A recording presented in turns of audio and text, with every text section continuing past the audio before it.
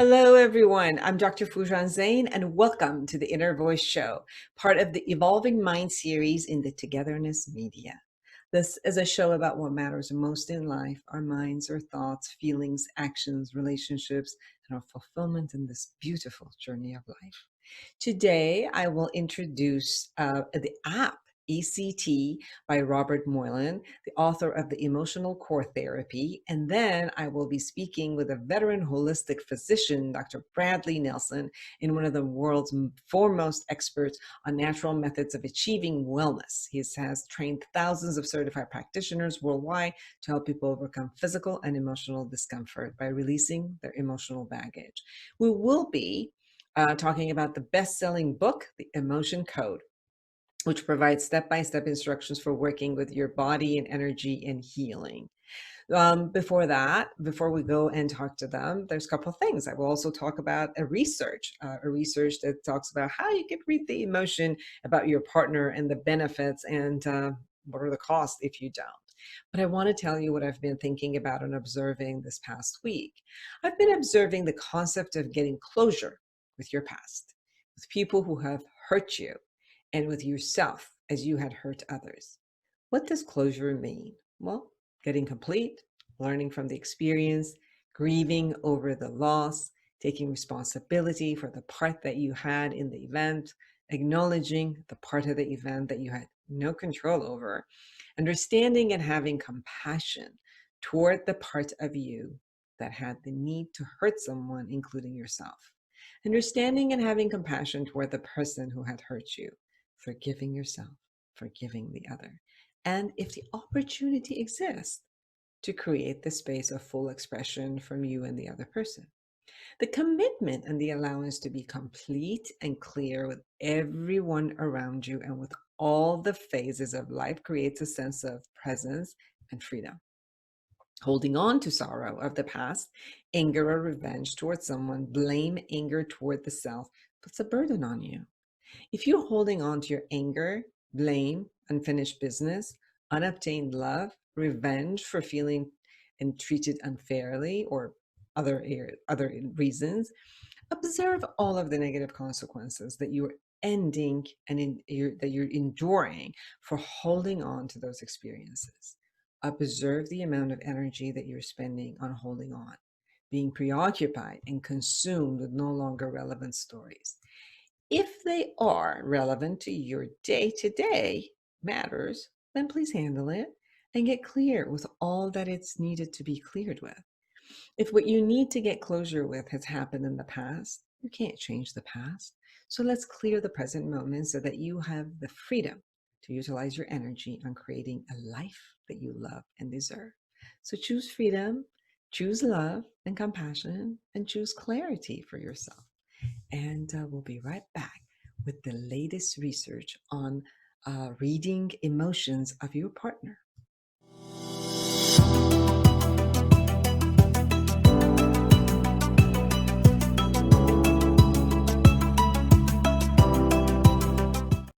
Welcome back to the Inner Voice Show. I'm going to share with you a new study by the team of psychologists from the University of Rochester and the University of Toronto, which they try to figure out under what circumstances the ability to read another person's emotions, what psychologists call empathic accuracy, is beneficial for a relationship and when it could be harmful. So the study examined whether the accurate perception of a romantic partner's emotion has any bearing on the quality of a relationship and a person's motivation to change when a romantic partner asks for a change in behavior or attitude. While prior research on empathic accuracy has yielded mixed findings, the new study shows that couples who accurately perceive appeasement emotions such as embarrassment have better relationships than those accurately perceiving dominance emotions such as anger or contempt. The perception may be on the part of the person requesting the change or the person receiving the request. The team zeroed in on how accurately deciphering different types of emotions affects relationship quality. If you accurately perceive threatening displays from your partner, it can shake your confidence in a relationship. Why is the ability to change so important for partnerships? Even in the best relationships, partners invariably experience conflict. One way to tackle conflict, researchers argue, is to ask a partner to change by, for example, spending less money, losing weight, making changes to a couple's sex life, or resetting life goals. Yet, requesting such personal, or even sometimes threatening, change can elicit negative emotions and put a strain on a relationship. That's why figuring out how best to navigate emotionally charged situations is crucial to maintaining a healthy relationship.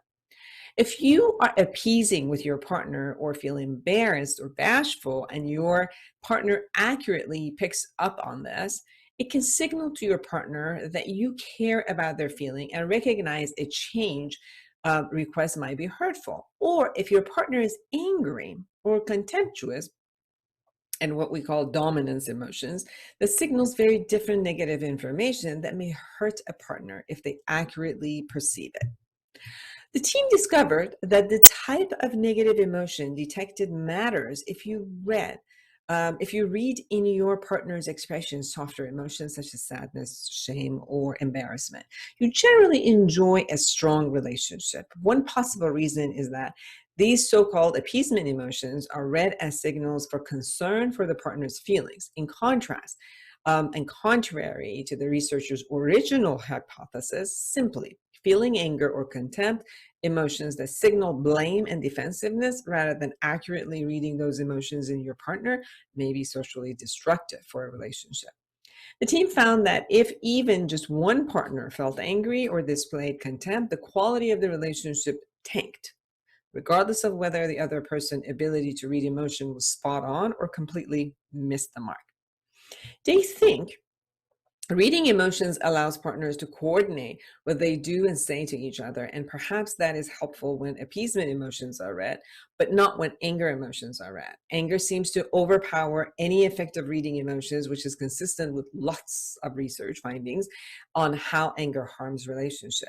Yet, regardless of how well a person was able to decipher a partner's emotions, accuracy did not increase motivation to heed the partner's request for change.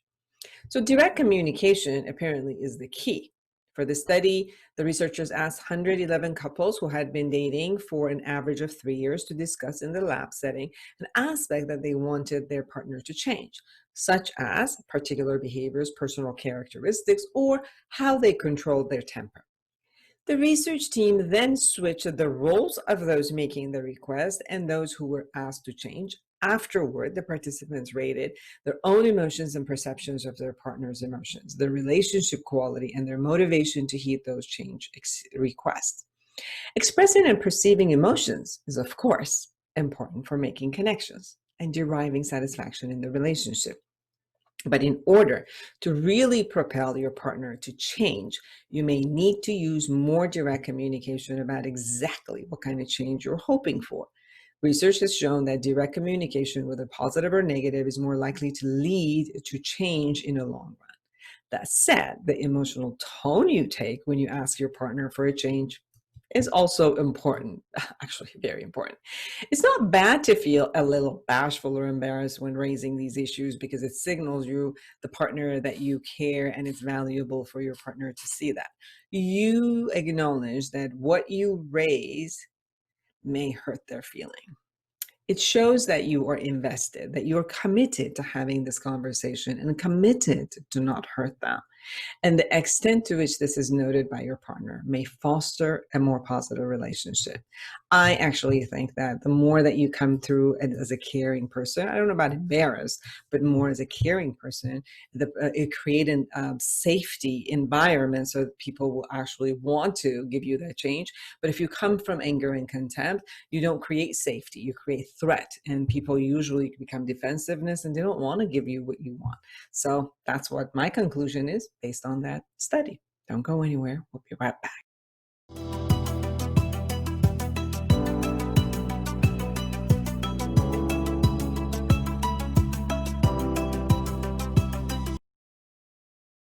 Well, welcome Welcome back, everyone. I'm Dr. Foojan Zeine, and I have Robert Moylan with me. He is the author of Emotional Core Therapy, 7 books about that, and he just released his app, ECT, today. So he called, I got excited, I wanted him here, I wanted everybody to know about his app. So welcome to my show. Thank you, Dr. Zeine. It's wonderful to be here. It's a privilege to be here, just like last time I was on your show. Yes, and for everyone who wants to go back to our conversation, go to my YouTube channel, Dr. Foojan Zeine, and you will find our conversation with Robert Moylan. But really quick, tell me about the app, ECT. What does it do? Okay, it was launched today. It's on the App Store and Google Play Store. Just Google ECT app and it'll come right up. Basically, it's the simplest, most effective psychological approach available worldwide to process any stress you have, like depression, anxiety, addictions, anger, sports psychology, marital therapy, etc. I look at it like maybe talking to your girlfriend or boyfriend. It's what my passion is helping young people. I have 3 books for teens, but I want young people to learn to process their emotions and not be afraid to handle whatever comes their way. Whatever the worst thing they're feeling, to talk about it. So the 4 emotions are joy, grief, fear, relief. You can process them right on my app, on my 8-step process, which is wonderful. One of the best things about this app is, for me, is my passion is addictions. I've probably done over 1,200 cases of addictions treatment, high levels, significant levels, different varied levels. With this app, the second step allows you to go onto Google, cut and paste, like say nicotine for cigarettes or methadone or heroin. What's in these ingredients? That's the second step. What you do is you search the internet for it, and you go back onto the app, place it in step 2, and then step 4 is how do you feel about it, And so what happens is you can monitor how you feel when you're taking these drugs, which is just fascinating. So most people, they realize this feels horrible. There's only 4 emotions in life: joy, grief, fear, relief. They're the navigation tool. We want joy and relief. We don't want grief and fear. So when patients feel that they have grief and fear, they can start to change. The analogy I use is putting your hand on a stove. If you put your hand on a stove, you don't do it again, right? Everybody knows that when you're a kid, right? So why do bad relationships? The power of this is the autonomy you have, that you realize, you know what, in life going forward, I'm going to choose healthy relationships that bring me joy and relief, and stay away from those that bring me grief and fear. Beautiful. Where can they find the app? In any of the app? Is it the App Store of the Apple, and then they can find in other places too? It's a good point. Right now I have it on the Android phone, not on the iPhone, but I'm working on it on the iPhone in the next couple months. So it's on the app, the Android version is on the Google Play Store and the Apple Store, basically both of them, which is where you get the apps from. Which is wonderful. Yeah. Beautiful. So everyone, please go to the App Store and get the ECT app and regulate your emotion very, very clearly and free. That's the best side of it. It's free. And one more thing, it's like entering data in the computer. You just put your stress in the computer and you get back to a peaceful state of being, like mindfulness or spirituality. So there's really 7 steps to the process. You just get used to this, And so what happens is, any stress you're feeling, like, hey, this is my go-to. I hit a bad golf shot. I have a bad girlfriend, a bad boss. I talk it out through the app, release it, and then I go forward in life. Beautiful. Thank you so much for taking the time and being on our show, and wonderful. Good luck with the app, and thank you for creating it for the rest of us. Everyone, don't go anywhere. We'll be right back with our guest.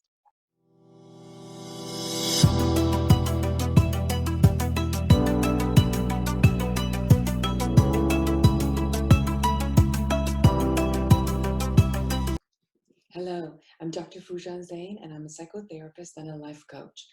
If you are experiencing anxiety, depression, loneliness, isolation, fear of what's going on with all that's going on in the globe with the coronavirus, what's going to happen to you if you've lost your job and you have a lot of anxiety and you don't know what's going to happen to you and your family, if your kids are at home and you're not used to it and you have no idea how to handle them, if you're working from home and all the structures have changed and you don't really know how to concentrate and restructure and motivate yourself, I'm here for you. Call me and let's have online therapy for anyone who's in California and online coaching for anyone who's in the world. Go to my website, Foojan.com, Foojan.com, and let me be a support to you through online therapy and coaching. I'll be looking forward to hearing from you and being a support to you.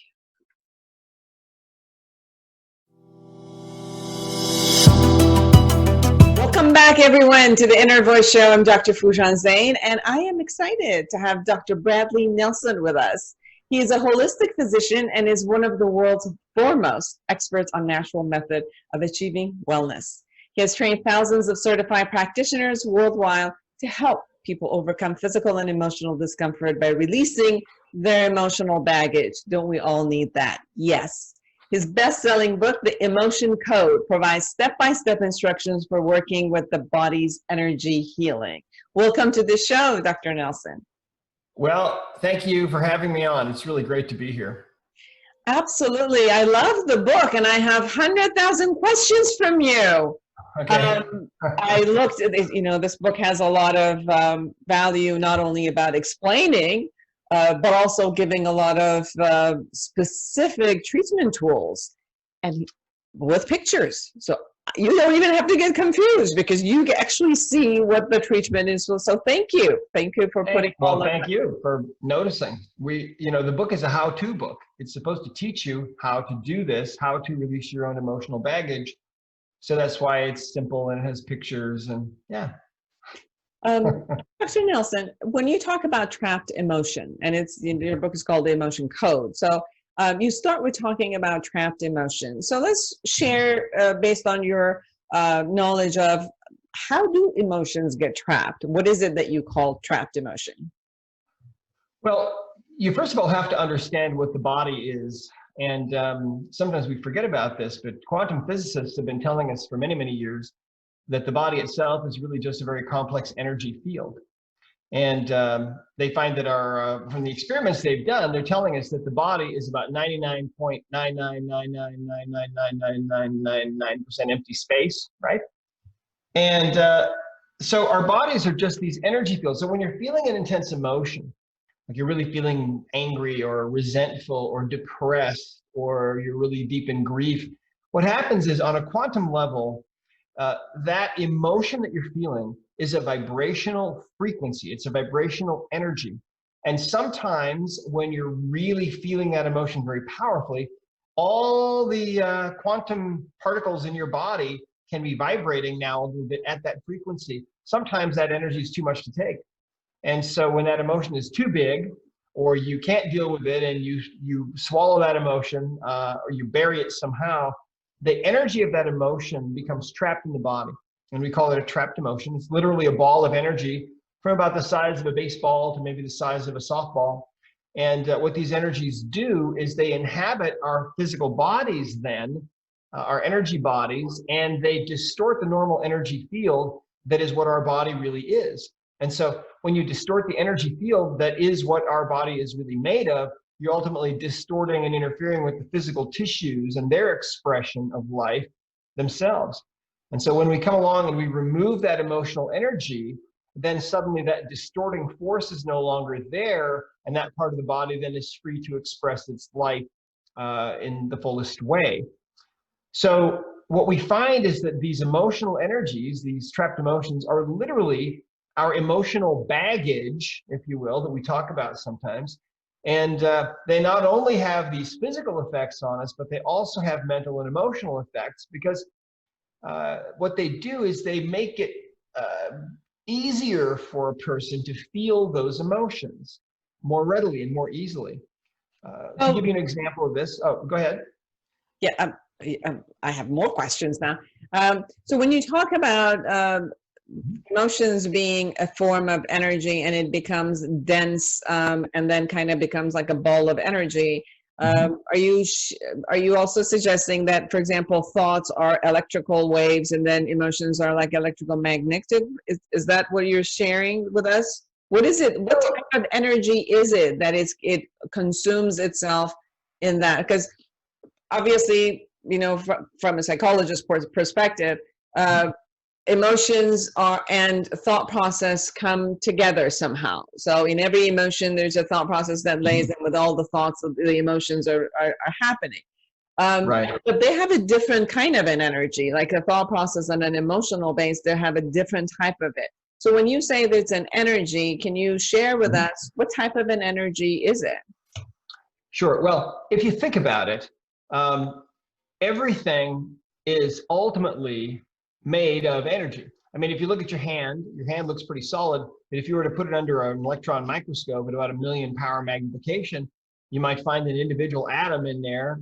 And if you look inside that atom, you see there's really nothing there, just empty space and some infinitesimally tiny energies that are zipping around at the speed of light that we may refer to as particles, but that have both a wave and a particle nature, right? And so what quantum physicists say is that there really is no matter as such. All matter is just energy that is vibrating in a particular frequency that enables us to see it and for it to have mass and so on.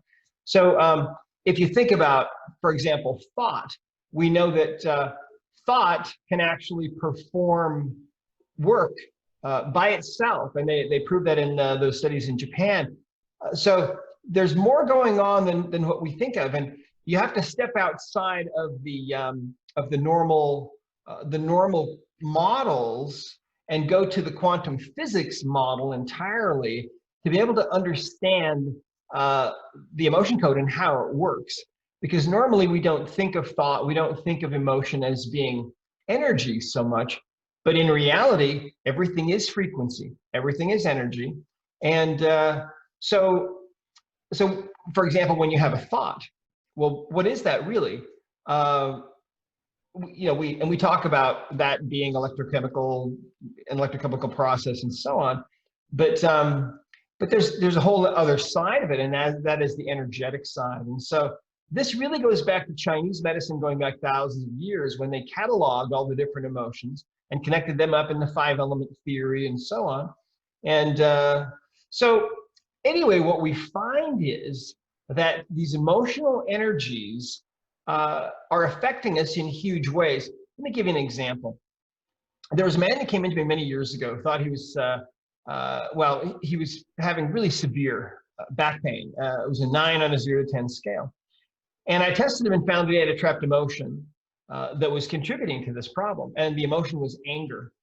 And when we find things like this, the way that we find these is we use muscle testing to access all the information that's in this database of the subconscious mind, which actually is running all the parts of the body, knows everything that's going on. Anyway, this had occurred 20 years before, is what I found testing him. And he immediately knew what had happened. It was a very difficult work situation, he said. And he was very, very angry back then, but he thought he'd put that all behind him and had a different job for many years now. Well, when I released that trapped emotion, which literally just takes a few seconds, it takes about a minute to find one of these and release it. So it's very rapid. The pain level went from a 9 to a 0 that fast, just almost instantly. And he couldn't believe it. He kept bending over and twisting and exclaiming, and it was like a miracle. I was grateful that it worked so well.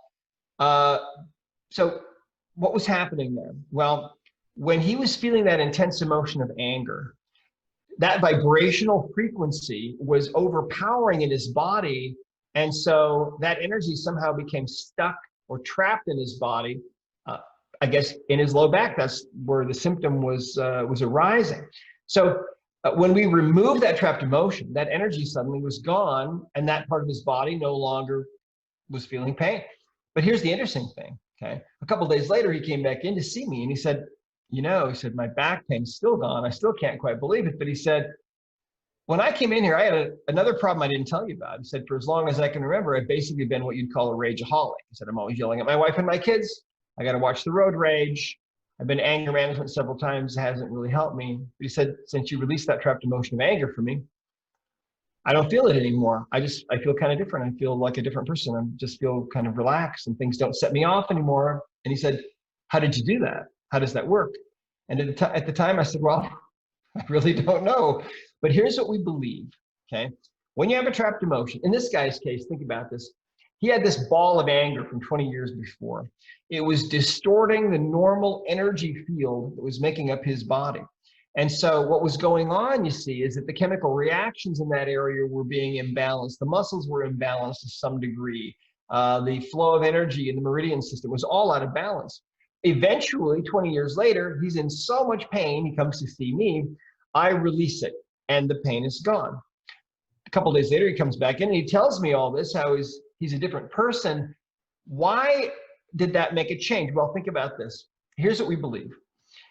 That guy in his life, all those years, when a situation would come along in his life that might tend to set him off, or might tend to make him feel that emotion of anger, he would feel that emotion much more easily, much more readily than he otherwise would have. Why? Because literally part of his body was feeling that emotion, vibrating at that frequency of energy 24 hours a day, 7 days a week. So when we release that trapped emotion, suddenly he feels different. And this is how this works. It's a simple process. Anybody can learn it. Kids are doing it very successfully around the world. And yet the results can really be sometimes quite astonishing. Beautiful. You also talk about heart wall in your book. What is it, heart wall? What is it that you call heart wall? Well, great question. You know, the ancient societies, all of them that I've been able to look at, all believed that the heart was the most powerful organ. They believed that it was a mystical organ, that it had these interesting connections and powers. The heart was the seat of the soul, the source of love, creativity, romance, and so on, and really the core of our being. The heart is mentioned almost 1,000 times in the Bible, for example. So what is that all about? Well, in the West, we've never paid much attention to the heart. But over the last 20 years or so, research has been done that's showing some really interesting things. Showing, for example, that most of the messages that are traveling between the heart and the brain are actually traveling from the heart to the brain and not vice versa, which is what they expected to see. They found that when one person is feeling love or affection for another person, their heartbeat will become measurable on a magnetoencephalograph reading of that other person's brain waves, and their heart rates will synchronize. And so there's this very interesting, mysterious dynamic going on between us. And I believe now that what the ancients believed is exactly right. The heart truly is the seat of the soul, the source of love and creativity and romance and so on. When they started doing heart transplants back in the 1960s, people would come back to the doctor and they would relate strange things. They would talk about how suddenly their taste in music or food or sports had radically changed. Or they had memories now of being in places that they never in their lives had visited, or their handwriting had totally changed. And in every case, when these people were connected with the family of the heart donor, they would find out, oh yes, that's our son's handwriting that you have. How crazy is that? Or yes, our daughter visited Rome every year. That must be why you have memories of being there and you've never in your life visited Rome. Things like this. There's whole books written about this, right? It's called cellular memory, as you know. So what we have found is that when you have those feelings that your heart is going to break, when you're really deeply hurt or deeply grieved, the subconscious mind will put up a wall around the heart to protect the heart from being totally broken. And that wall is literally made from your emotional baggage. It's an energy wall. It's made from layers of your trapped emotions. And you see, when you feel like your heart is going to break, that's a physical sensation, right? You've probably experienced that maybe at some point. A lot of people have. Yes. Yeah, me too. And so, so the vast majority of people in this world, 93% we find on average, have put up this wall around their heart. Now, when we take that wall down through using the emotion code, we have a process to remove those layers of emotions so that that heart then is no longer living in a bunker, but it is open again. Amazing things happen. People fall in love, oftentimes, who never thought they would, sometimes even at advanced ages. People have creative ideas that start to flow spontaneously to them. It really is the most incredible thing I have ever seen. And this is really the most important element of the emotion code, because this heart wall phenomenon is probably affecting you right now. And if you're trying to find love, you've got to get rid of this wall around your heart. If you're trying to stay in love, if you're trying to make more money or just create a better life for yourself, this is very likely in your way. And so I believe now that we're living in what I like to call the age of the heart, where we're finally waking up to realize how important the heart is. And the Heart Math Institute has done a lot of amazing research about the heart and heartbeat coherence and so on. And so this is where we are now. This is what we're finding, is that most of us have this wall that we've put up and we don't even know it. So what my understanding of what you're saying in your book is that there's an energy that is produced by our emotions, and emotions are the energy. And then some of the negative, and as long as they're flowing, it's fine. Like even if you have, the sadness and anger, and it's just common emotions that show up because we're human being, and they're flowing. Those are great. But when for some reason they get trapped because at one point they're overwhelming. So either there's a trauma or there's something we didn't expect, and something we're trying to resist, and we can't flow with that emotion and we can't release it at that moment. They become trapped. They become trapped and they get dense, and they usually house themselves in a location in a body, one place or two places, whether they're organs or one part of your body. They house themselves. And then they have a physical and a psychological consequence. So the physical consequence is that they're destroying the tissues or the muscles or the bones or the organs that they're housing in.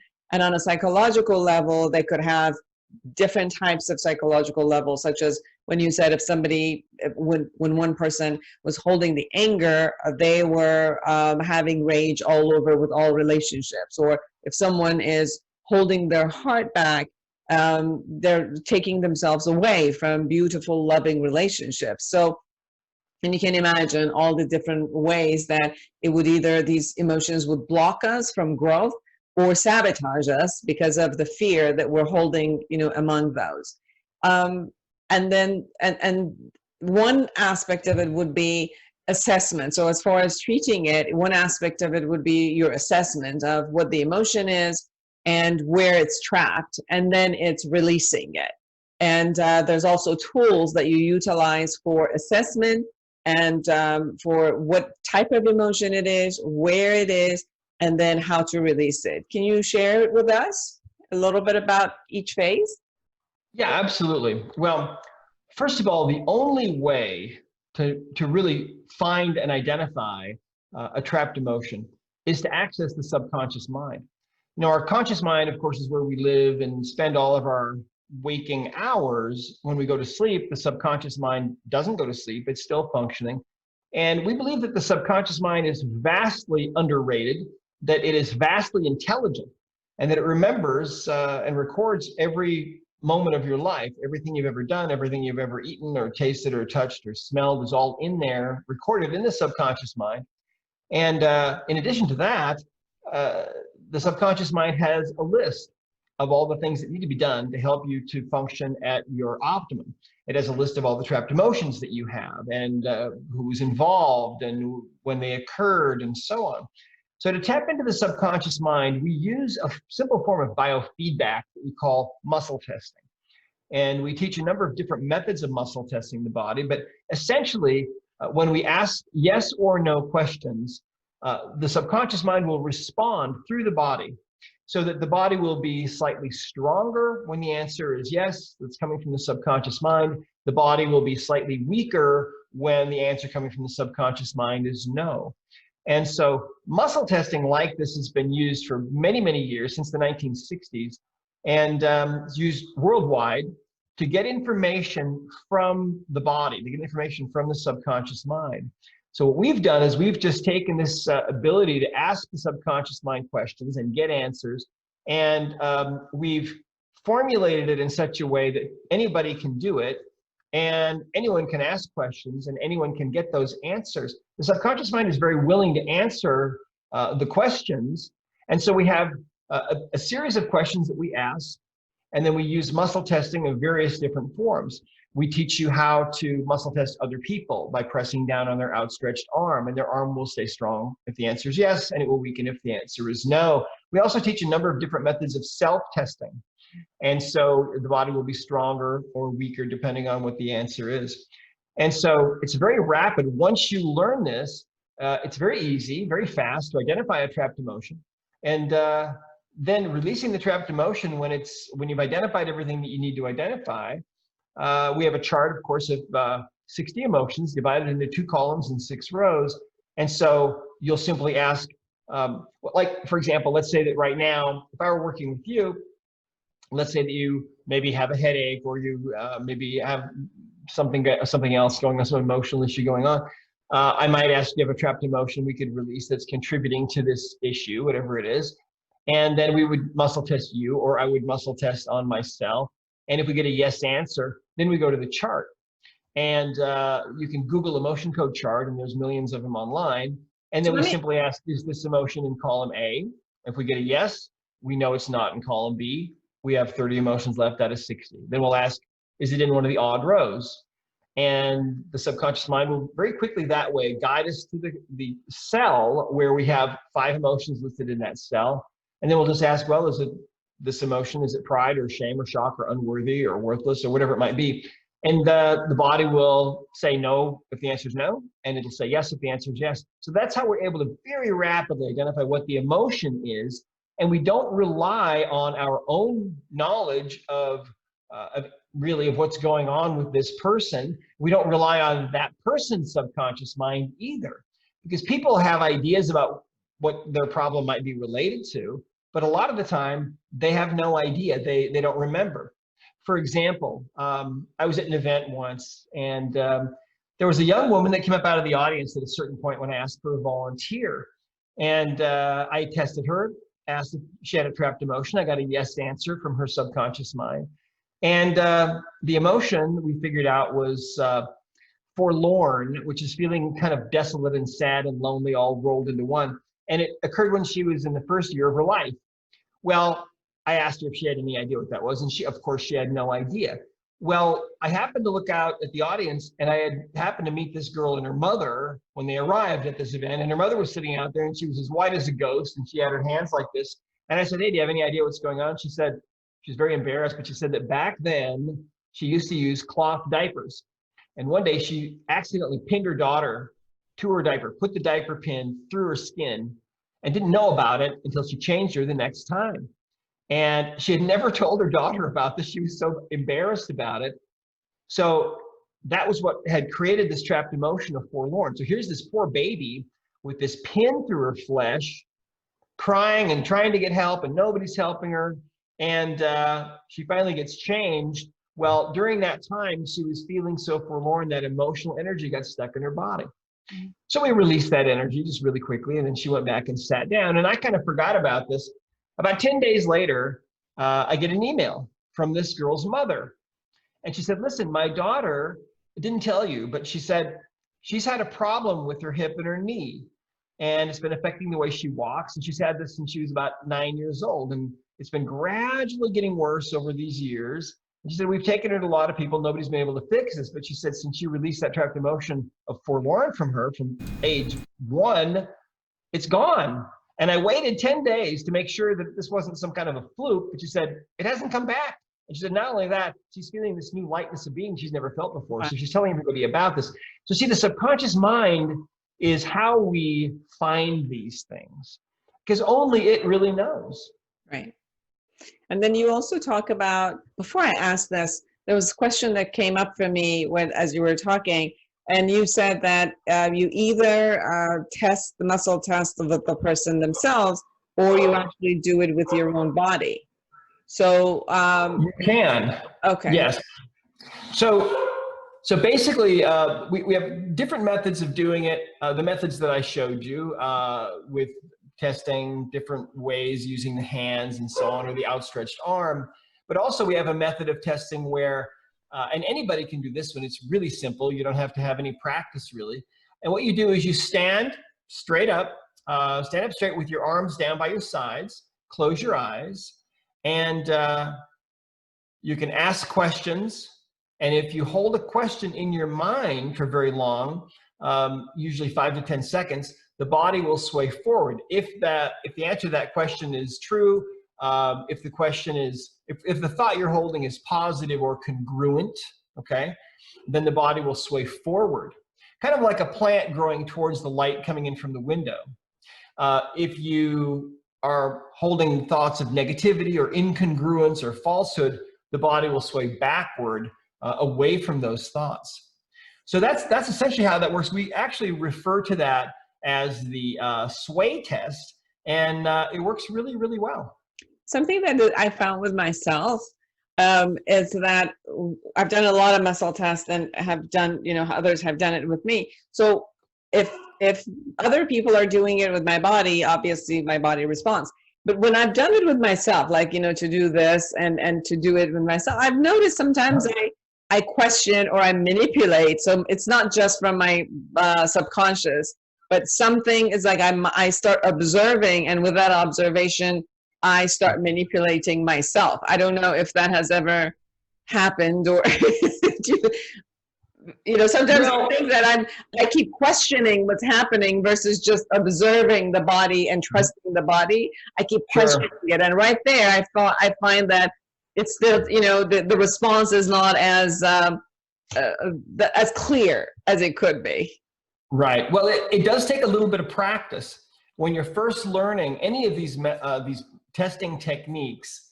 Some of them, especially the self-testing methods, can seem kind of subjective at first. It's important to disconnect yourself from the outcome of the testing. And but we teach a number of different ways of doing this in the book, online, in our certification courses as well. So it's just something that with a little bit of practice, you can master. But I like this. I'm going to try this with a forward or backward. I never heard that before, so thank you for giving me. Yes, you'll have to try that one. Yes. It works. So that's the assessment, and then let's talk about the release. You also use a lot of your magnets. So let's talk about magnets and why magnets, and then how do you use that to release?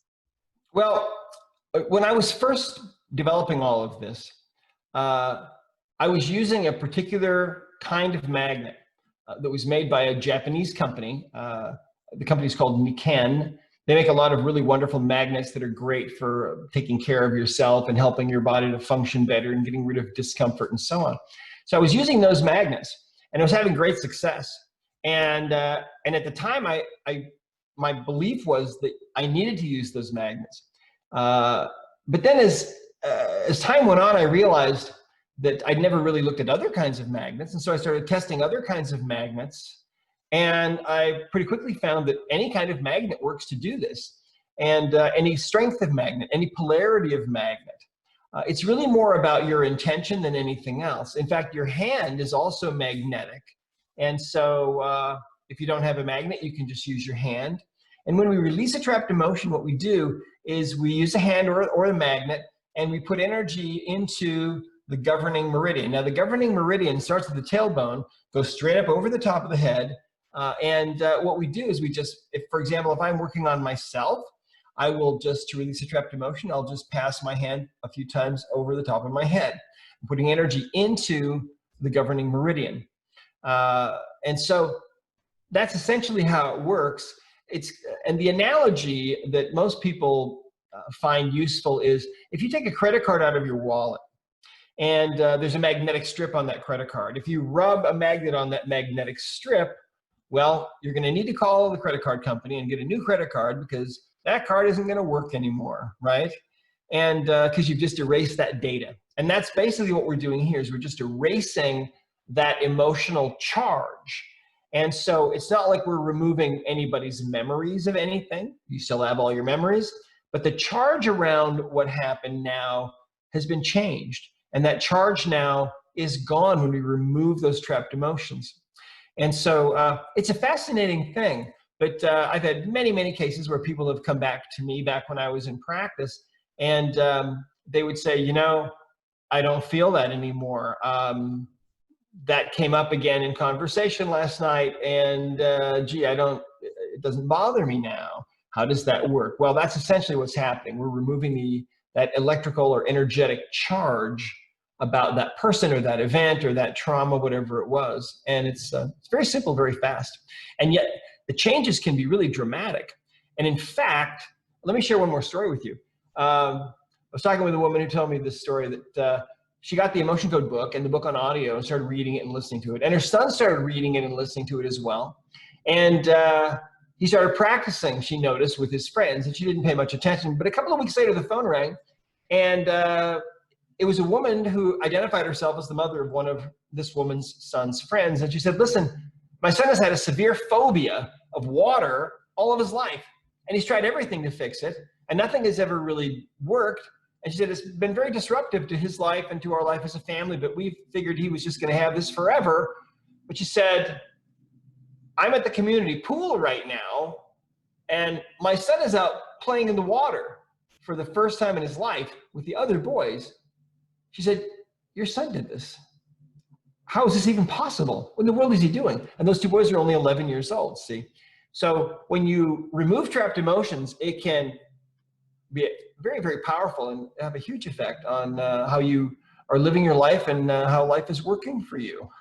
So when you know where it's trapped, you don't necessarily go to the location that is trapped to do this. You work with the meridian anyway, right? And somewhere in your book also you have that that you could go back and forth, not with yourself obviously, but when you're doing it with someone else, to go up and down kind of their back, their spine. Yeah. And yeah. For example, if I were there with you and we found a trapped emotion and it's ready to be released, I would just pass my hand or a magnet down your back a few times. It's the same meridian.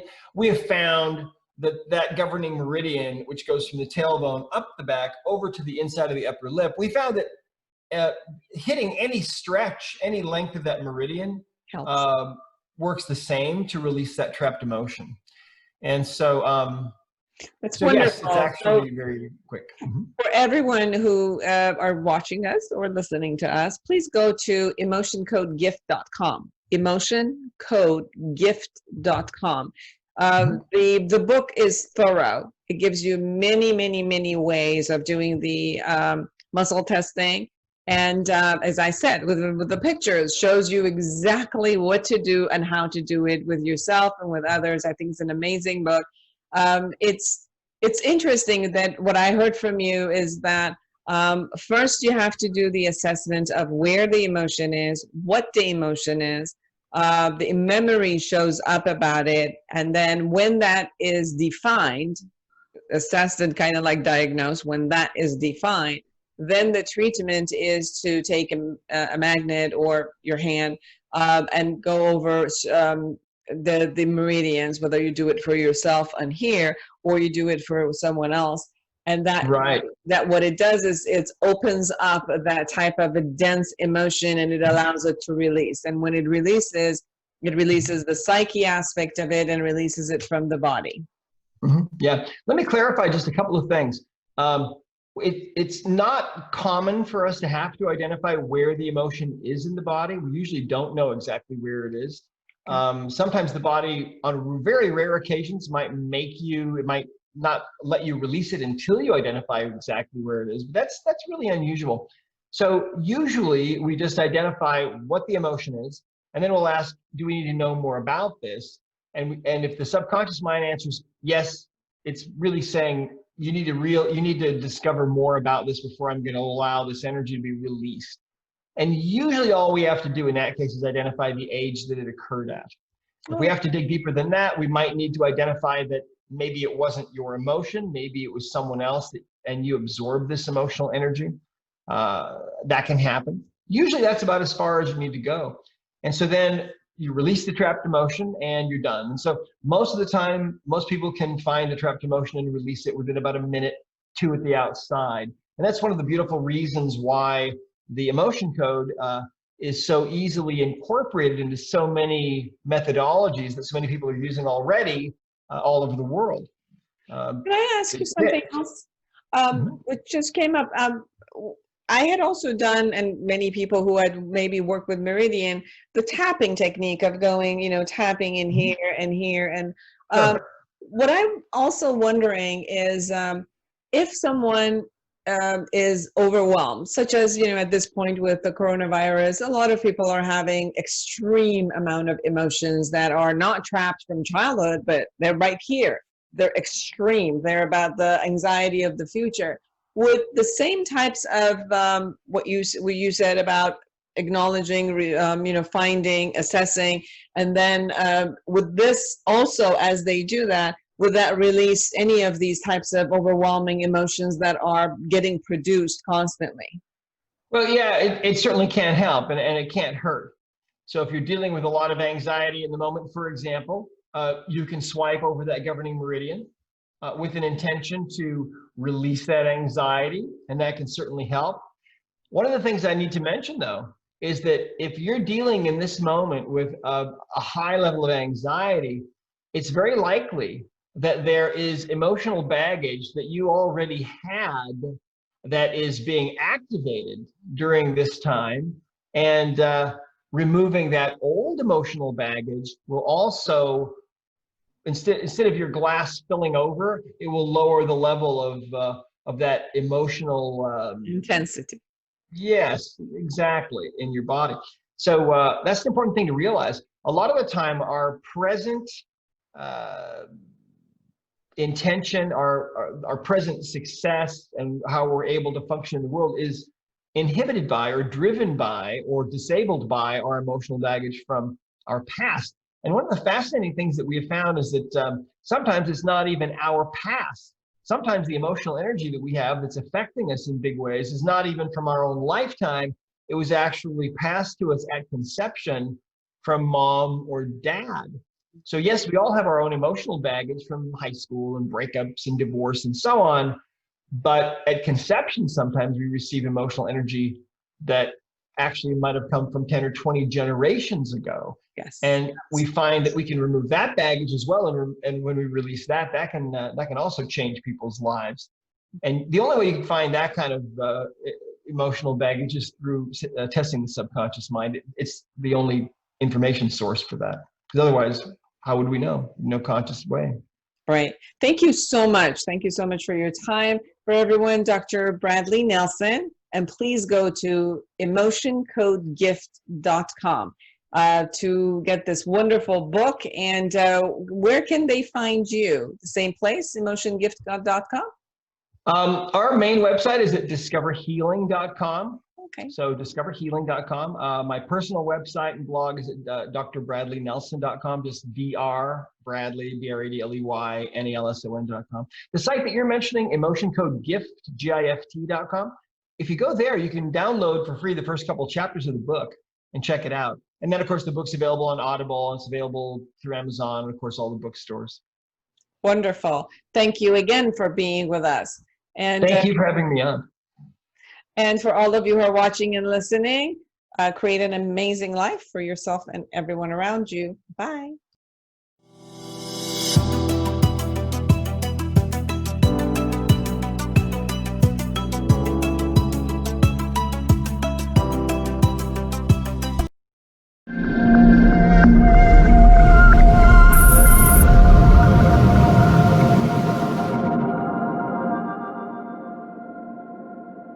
Raise your vibration and re-engage with life. Find balance and reconnect with joy.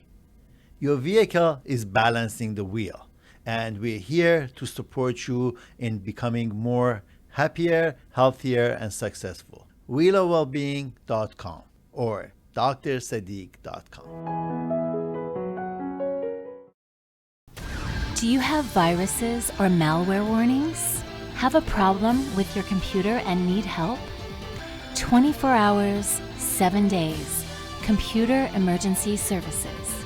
Convenience and savings at your fingertips. Download our free app and keep in touch.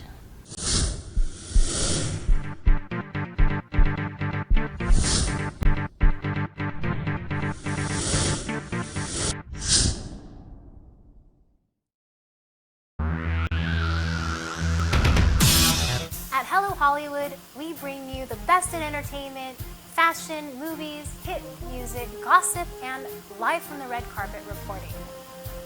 Hello Hollywood is your new choice.